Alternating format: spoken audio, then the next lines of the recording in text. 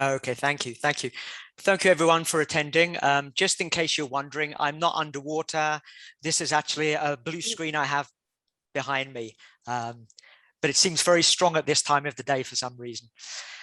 So listening back to that, there are a number of, I think, points that we can address now, but before I talk about them, I wonder if Gabby's got any questions, any immediate questions at the moment that you'd like to ask me. I do. Or any points you'd like to raise? Yeah, yes, I do. So I have a couple of questions actually, and a couple of reflections. So let's start with this one.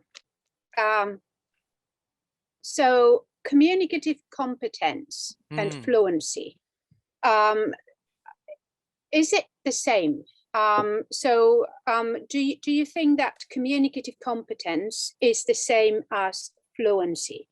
Communicative abilities and fluency. Is it the same or is it different? Because teachers often can't really tell the difference between fluency and communicative competence. Like, if you are not fluent, you are not communicative. Can you be communicative without being fluent? So what's the distinction between these two? How do you feel about it? Great question. I think fluency is obviously one of those words that we all use. And if you look at any sort of marketing or promotion for language schools or language teachers, so many people use fluency. And I guess there's the technical definition of fluency, which is about speed, isn't it? It's about how quickly you actually speed and can construct your speech, lack of pausing or lack of hesitation. And so I think some people are extremely fluent, but maybe their language isn't particularly good. For example, you can have, I mean, I often think of the typical 13, 14-year-old the teenager. And often if you listen to teenagers on a bus, they're speaking at an incredibly quick rate. And they have an astonishing rate of fluency.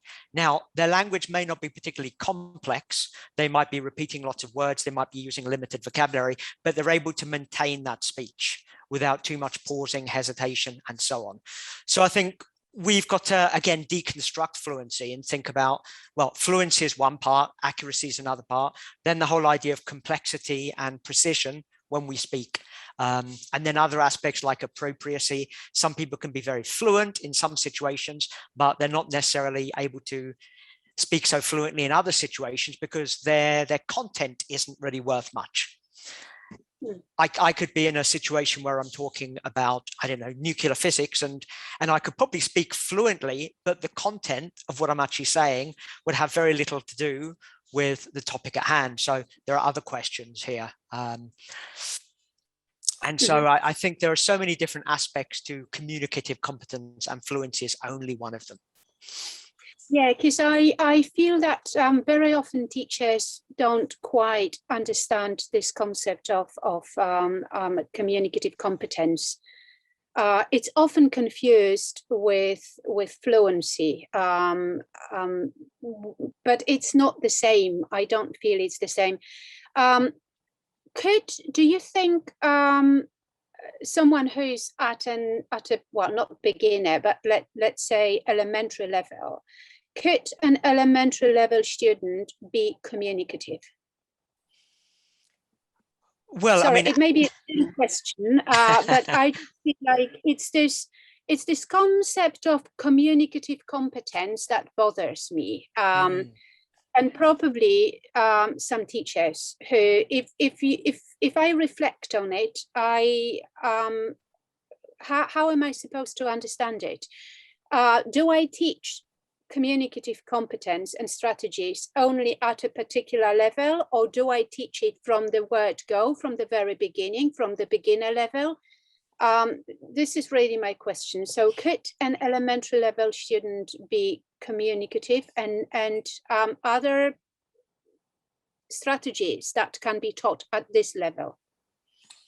Yeah, that's a very complex question, isn't it? And I think in terms of levels, that's a great question. And we've all met students who are relatively good communicators, even though their linguistic competence is very low. They have very little vocabulary. Maybe they only use the present perfect for everything, but they've just enough. They've got good strategic competence, so they know how to maintain a conversation by using the little language they know.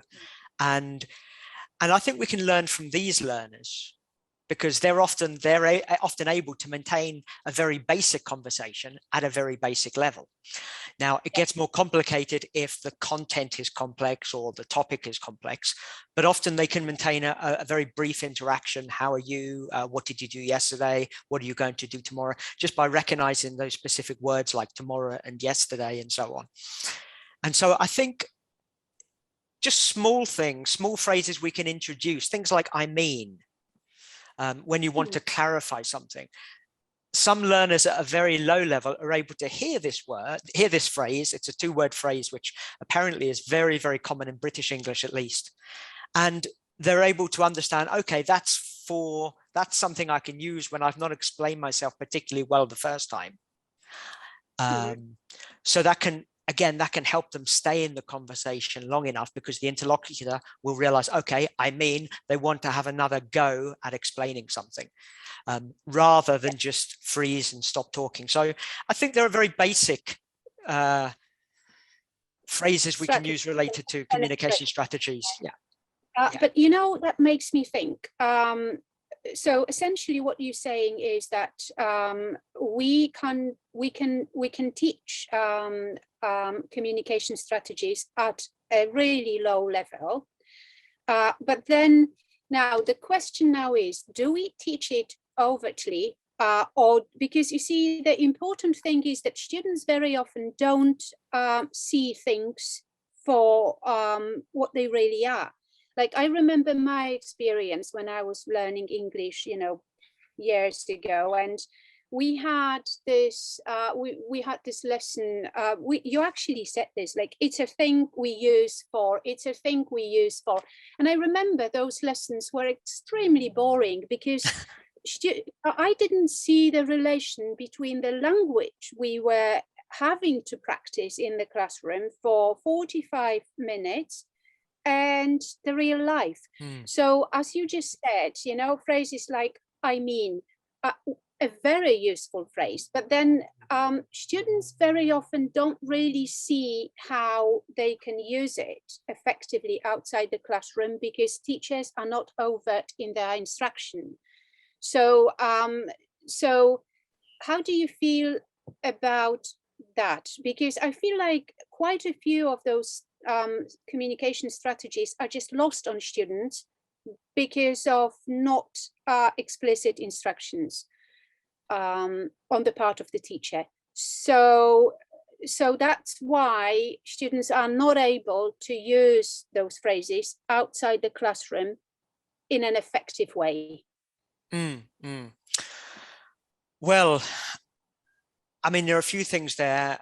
The idea of introducing functions quite early on, and actually going beyond grammar and lexis and saying, okay, there is also this functional level of language. Okay, the why of why we're using language. And perhaps that's something we can introduce very, very early on. Even simple things like introducing yourself, asking for help, saying you don't know the word for something.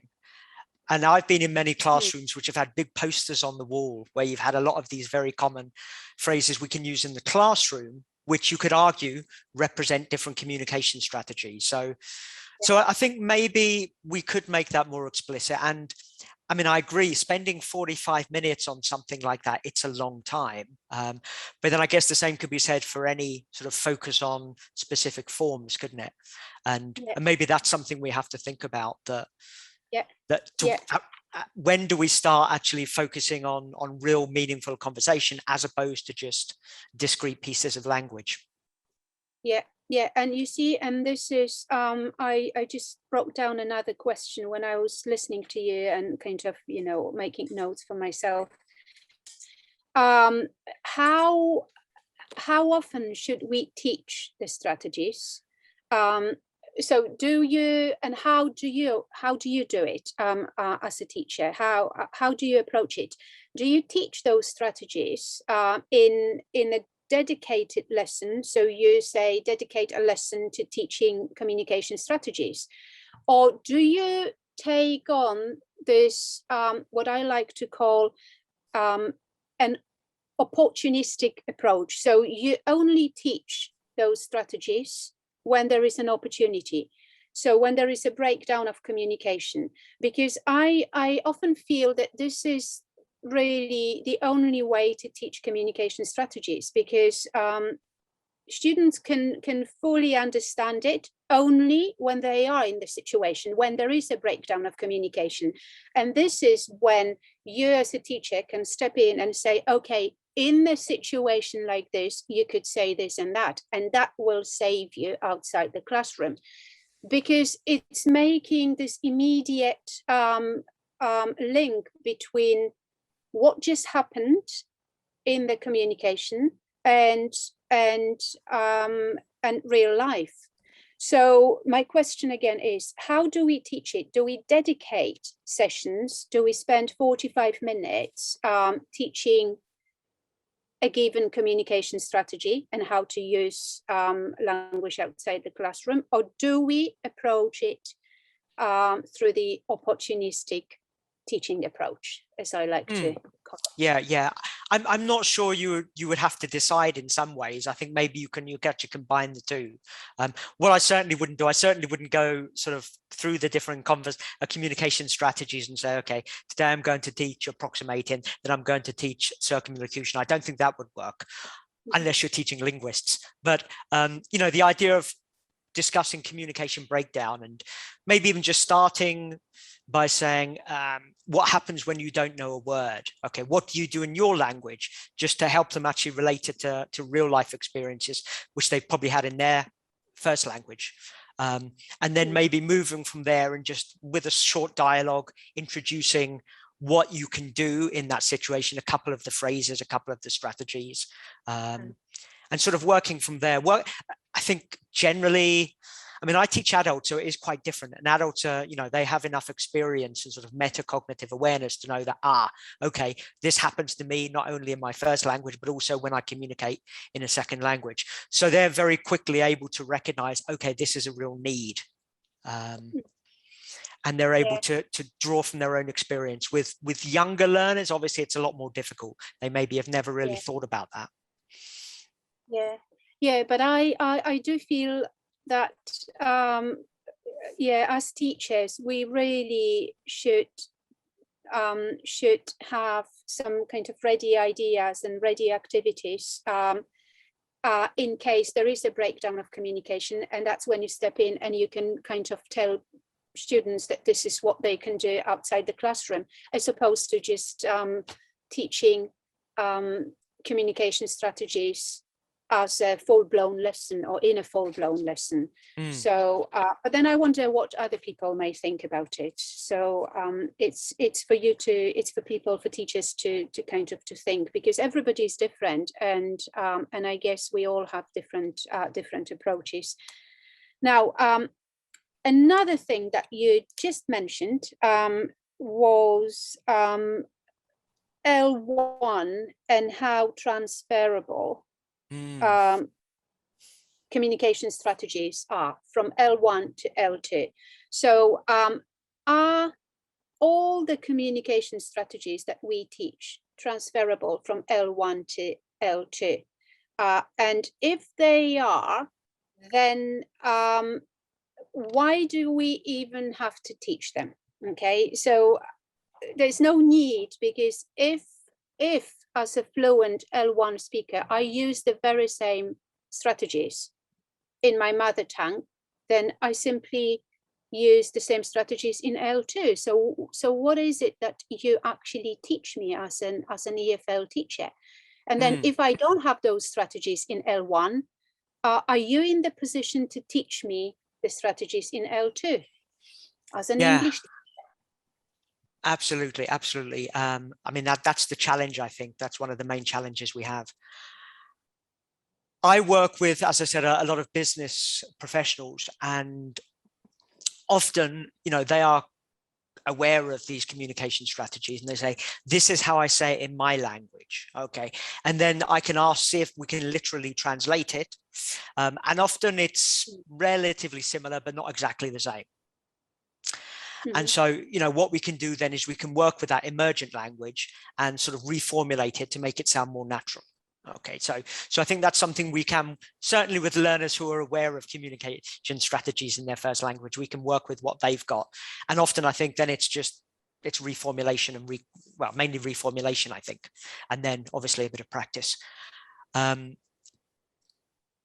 then you get learners who maybe are not really that aware of communication strategies, even in their first language. Maybe they don't use them. Maybe it's inappropriate for them to use them in certain situations. Things like saving face. In some cultures, you might not want to actually use an approximate term because it sort of shows that you don't have the specific term, and it might be, you know, evidence that maybe you don't know as much about this particular topic as you think you should. And so there might be a problem there where learners don't use these strategies because it means they could lose face. So I think that's definitely worth exploring. And again, I don't think we can pressure learners into using those strategies if they don't feel comfortable with them. On the other hand, this whole idea of an L2 identity, and maybe some learners feel actually they can express themselves in a different way using their second language, and maybe they can sort of explore and demonstrate another facet of their personality. Maybe they're more introverted in their society, but actually they feel more of an extrovert when they use their second language. So again, I don't think there are any rules here about that, but I do think, I imagine that most languages have some communication strategies that are quite similar to the ones which we talked about earlier. Yeah. Now, Dylan, sorry, I'm bombarding you with questions, but it's because I have quite a few. And another thing that I was actually reflecting on was the course books. And how do you think course books are helping teachers to teach communication strategies, if at all? Well, again, business English course books, I think, are quite good. They generally have, in most units, they have a section on communication strategies and helping with communication breakdown.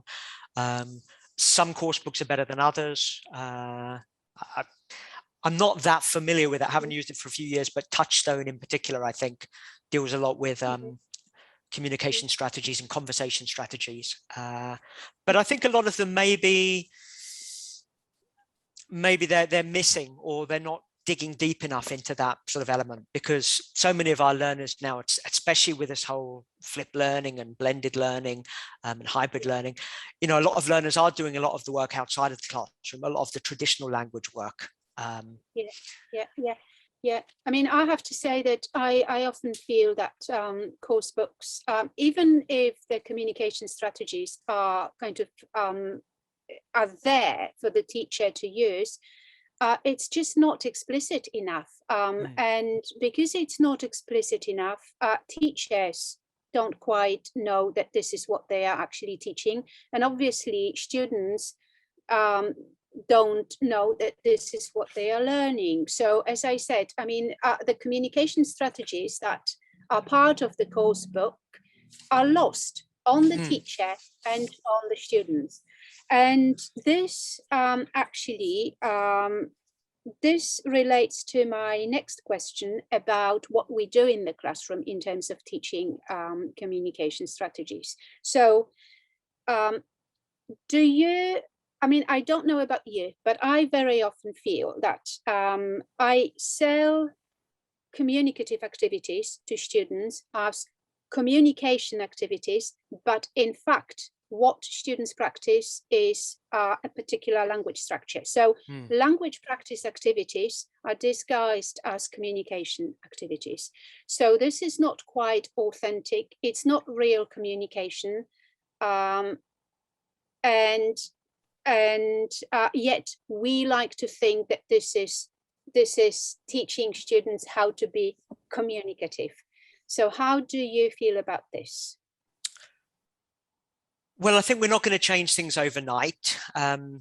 obviously we have to work with what we have. Most language schools still, I mean, lots of language schools and lots of course books follow basically almost like a PPP structure, or they have that, what's it called, the synthetic syllabus, where, it's okay, these are the grammar structures that need to be learned at each level. This is the lexis, and also with communicative functions.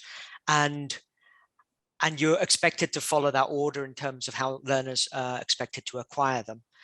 And so if, as most of us as teachers, or most teachers, I imagine, are still required to follow a course book, there's certainly so much we can do. So I think there are, then it comes down to adapting these course books, maybe bringing in some external supplementary material,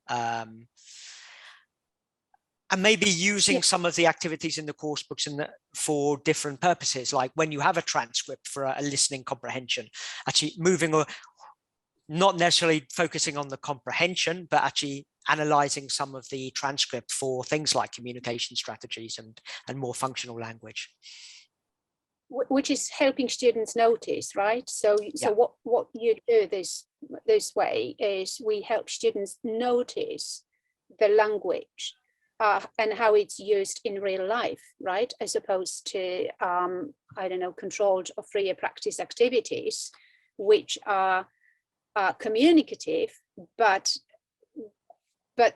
they don't really teach students real communication, right? Because say if two students communicate and it's a communicative activity whereby student A asks, what did you do yesterday? And student B says, well, I watched TV. We don't even know if the student who says I watched TV pays any attention to what they say. So the thing is that this is not real communication, right? So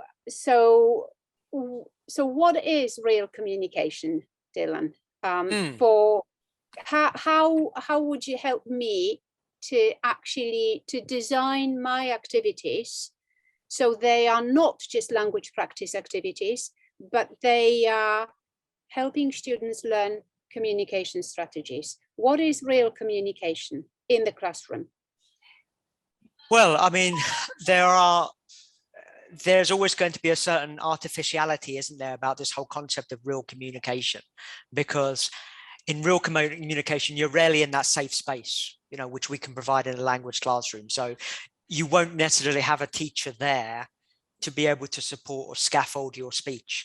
So I think the whole concept of real communication, well, it can happen in the language class, but we need to set it up in a certain way. And I think one way we can do is obviously by modeling first, having that model, which could be two people discussing this, like if we're doing a discussion task, or a communication task, like let's think of a classic one, the balloon debate, where you have a balloon, you have 10 people in the balloon, and you need to make sure 6 of those people are thrown overboard, because if not, the balloon will fall to the ground. So something like this, which isn't obviously a real task anyway, but the whole point is you've got to choose people who survive and people who don't.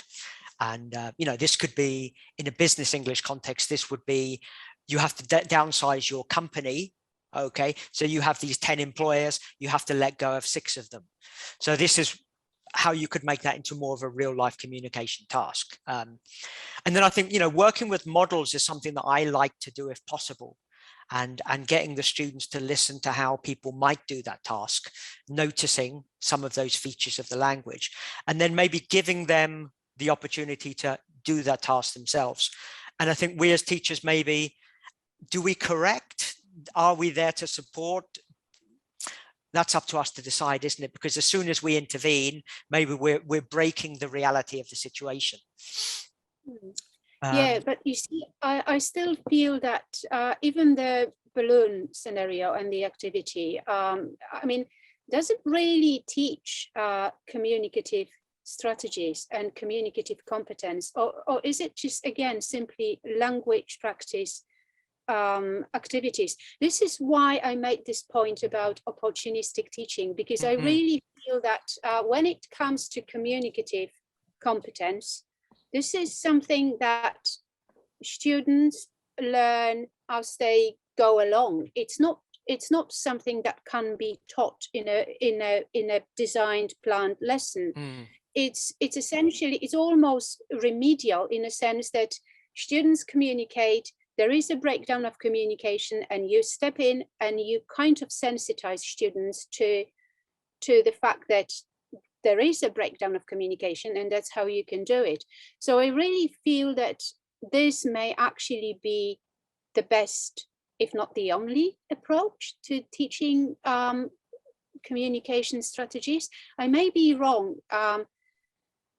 I may be very wrong, but I just don't, as a language learner as well, and you speak Spanish, so you can reflect on it as well. I mean, how helpful do you think was your Spanish teacher in teaching you how to be communicative in Spanish? Obviously, I had some teachers who I think did quite a good job and others who didn't do such a good job. I mean, in general, I didn't spend long in language schools in Spain, but they used quite a traditional approach. It was generally sort of focused on grammar structures, actually on tenses mainly. It was like, okay, this week we're going to do the past simple, the next week the past continuous. And it was a very traditional structure. So I didn't find that particularly helpful.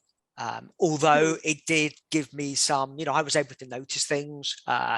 There was that comprehensible input, which was there as a supplement to the more structured grammar activities. But I felt that I was able to use some of that in more kind of authentic conversations. And this is one thing I think a lot of language schools could do. It's, the idea of this, not just the speaking class, but the conversation class, and actually thinking of specific skills we need in order to maintain a conversation. And I think, again, we could use like the CEFR framework there and actually maybe adapt some of those criteria which mention those things. And, I think that could be a very useful tool. If it's simplified, I think the CEFR can be very useful to get students to reflect upon what they can do, what they can't do, these particular strategies in a conversation, and move away from just thinking in terms of grammar and lexis.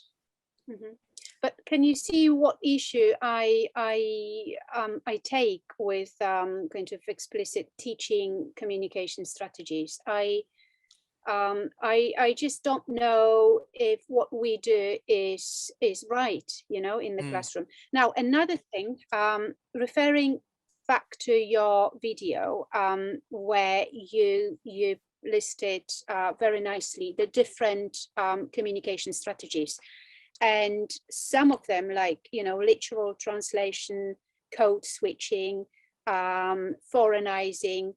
I mean, these are often, not always, but often penalized in the classroom.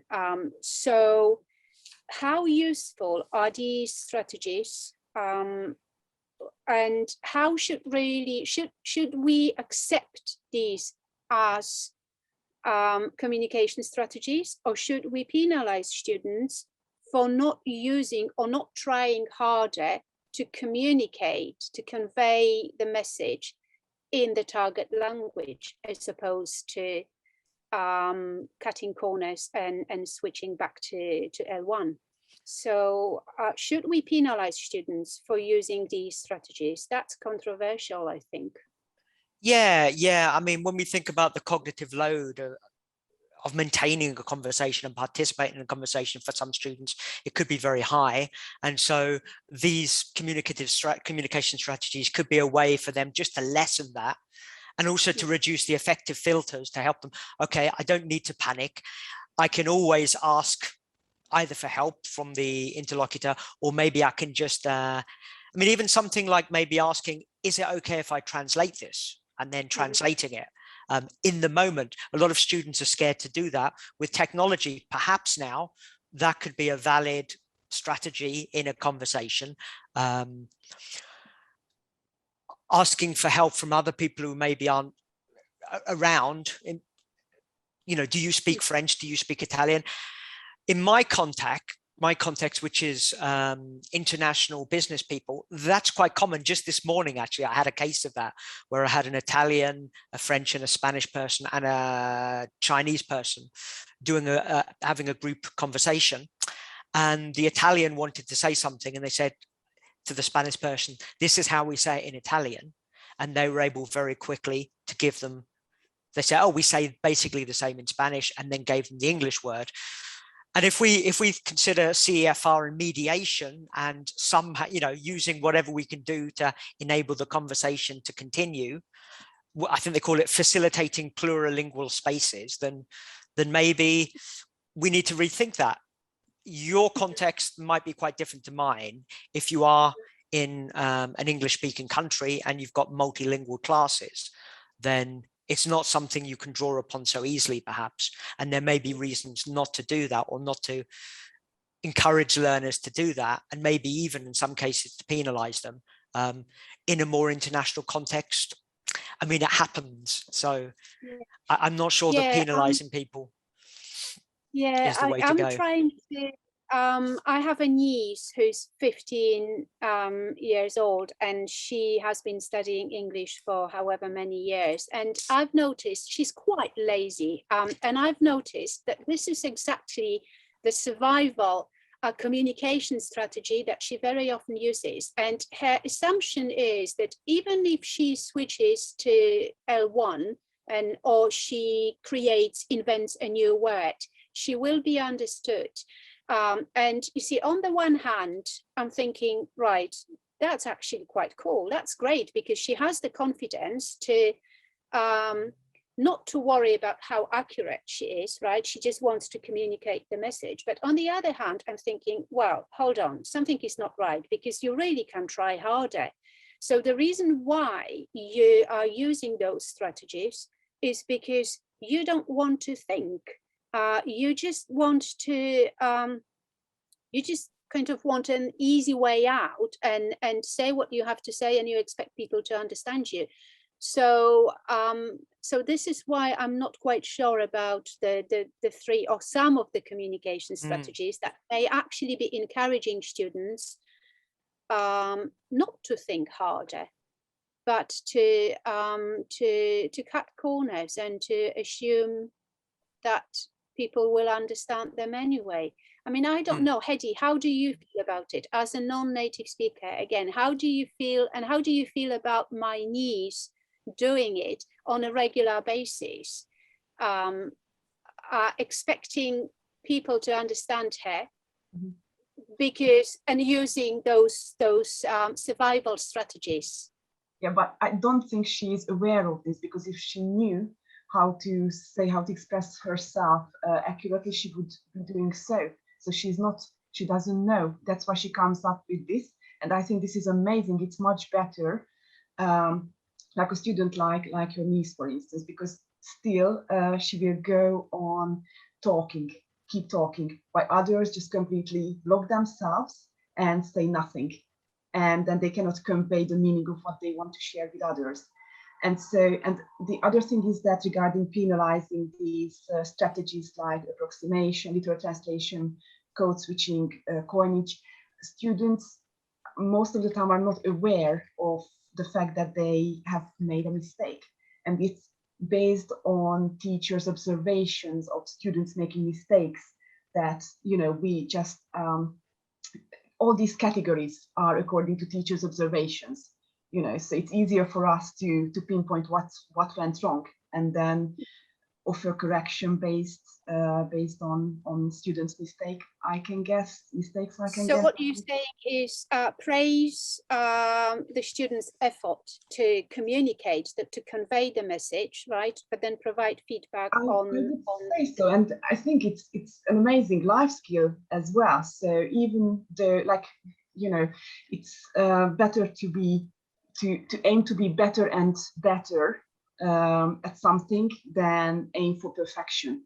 So it's when you get a piece of writing from a student and it's full of mistakes, but the fact that it's written, that the student, has spent time with that, and we might be annoyed that, oh my God, it's full of mistakes. You didn't think enough, but we do not know, because like, I don't think they do it on purpose, you know, just to bother us. And this is what, like, I needed to come to terms with that, so that the student makes mistakes because they don't know any better. This is, you know, their very best. And I need to take it from there and help them to the best of my knowledge. And But should we encourage students to use those strategies, like, you know, code switching and literal translations? Because I don't think they use this because we encourage them. It comes automatically. But then, so it's not that teachers had these categories and then students started using these, but we as language learners started using this, and then teachers put those things that we started doing with language into these categories. And so it's what Ian said earlier, that it very much depends on the personality of the learner as well. So some learners are naturally more communicative, and if they are more communicative, they will actually use all available strategies, all available tools, right, including code switching and foreignizing. They will just want to communicate. But then there are some students who are less communicative, in the sense that they may be shy, they are more reserved, they are more careful about the language. So yeah, so and I think it's very important, because when we are learning a language, it's impossible to know everything. So it's better to have strategies that help us express ourselves than just, you know, going blank and saying nothing. So it's good for students to be aware of these strategies. It's better. And then, but you teach them clarification, you know, asking for clarification as well, like, you know, when it comes to literal translation, for instance, and I just do not know what they mean then. So, but I know how to ask for clarification, so I can ask the person to clarify the meaning of what they have just shared with us, or me. But do you teach? I'm going to ask you the same question as I asked Dylan earlier, because it's a tricky question, I think. And to be honest, I don't even know the answer. Do you teach these strategies? Do you teach it opportunistically, okay, or do you actually plan your lessons? Say on Monday, I'm going to teach communication strategies, and I'm going to teach this particular strategy, and I'm going to teach language for this and this. Or do you think that it's more effective when it's kind of addressed on the spot, when there is a breakdown of communication? So what I'm trying to say is that sometimes I feel that maybe it's actually counterproductive to plan lessons to teach communication strategies. Maybe it's better to just be prepared to step in, have some activities ready for the different scenarios, and just address it when there is a need to address it, as opposed to telling students, look, this is what you can say when you don't know the name for the word. You can say, it's a thing we use for this and this. And then students very often can't really see this relation between real life and what they do in the classroom. Not always, they don't. I mean, that's my experience as a learner. Mm-hmm. I use both ways, Gabi, so it depends. I think it's very important for students to become aware of these strategies, at least that they exist, and there is help. But also the opportunistic teaching approach is very, very important. So when there is communication breakdown, and then you introduce or remind students of the use of kind of strategy, because that's when they really need that. And also, like, I would just come back to these from time to time. So it's just like spaced repetition to remind them. Yeah. So it's when you see something, and when you see that, oops, there's a need for students to use this. You just, I don't know, you have agreed sign on, showing the students that something is missing, just remember to make them aware. And you do it on a regular basis and it will just stick later on. So it's just making them aware and just using it, like building those pathways in our brain. A question for Dylan. Dylan, do you think that it's easier, like there are certain courses, like say business English, where it's just easier to teach communication strategies more explicitly because the context lends itself better to communication? Because in a general English class, I really feel that it may be tricky. Okay, it may be difficult. Like your context is so clear, business English. So obviously when people learn business English, they know why they learn business English. They want to communicate. They go to business meetings and they need it. But in a general English context, do you think it's the same or different? I think that's not just a problem about communication strategies. I think it's a problem really of teaching general English. It's helping learners connect what they do in the classroom to what they could do outside in real life. And if they don't have that opportunity to use English in real life, then it's very difficult for them to get motivated about what they're learning in the classroom regarding something like communication skills.